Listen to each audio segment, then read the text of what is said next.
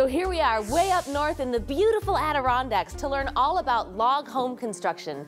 Joining me today is designer, architect, and homeowner Steve Miggles. Steve, thanks for joining us. Hi, Darbi. So why a log home?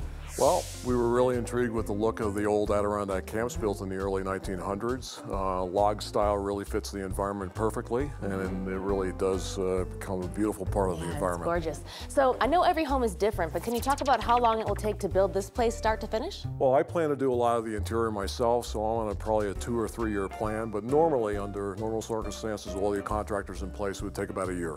So what are the first steps in building a log home? Where do you start? Well, you start with a good architectural plan, get your permits in place, your contractors all lined up. You start with your foundation, first floor deck. At the same time, the logs are being built in the log yard, and then they are re-erected on the site. Windows and doors, roof, everything's on. That's it.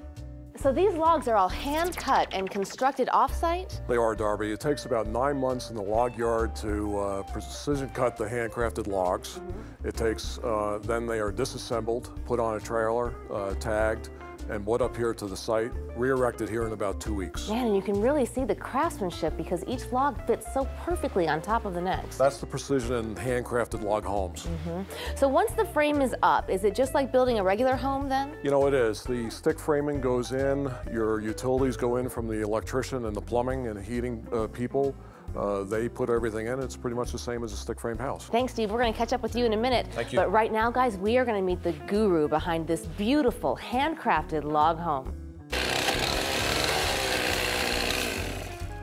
Now we have Tim McLaughlin from Landmark Log Building. Tim, welcome. Hi, Darbi. So what is your greatest challenge in building one of these beautiful log homes? I would have to say dealing with the settling. As the building dries out, it's going to settle up to 6 to 9 inches. So when you say settling, you mean that the logs actually shrink up? Yep, they shrink and they settle. What do you do to compensate that or avoid the problems? Well, we use screw jacks under any vertical posts, and we also consult with trades like the plumbers and the electricians, make sure everyone's on the same page. Are there certain types of wood that are more susceptible to the shrinkage or settling than others? Yeah, I used a red pine once, and that house settled twice as much as this house will. And what's this house made out of? This is a white pine. Okay.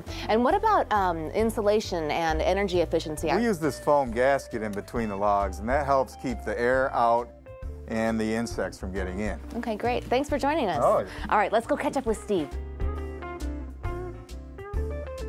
So with 181 inches average snowfall, lots of wind and rain up here, how do you protect your home from the elements? Well, you need a good 4 feet of overhang on the roof to protect the logs from moisture. Number one bad thing for logs. And then secondly, 2 coats of stain, top coat of clear. That should last between 5 and 7 years. Okay, so if our viewers want to jump into log home construction, how do you help them find the right builder? How do they do that? A lot of research up front, log home magazines, books, and then pick a contractor, jump into it, and do it. All right, Steve, thanks for joining us today. Thank you very much. I have to tell you guys, being up here in this beautiful country and being in this gorgeous log home has got me a little bit homesick. I'm going to go call my parents now.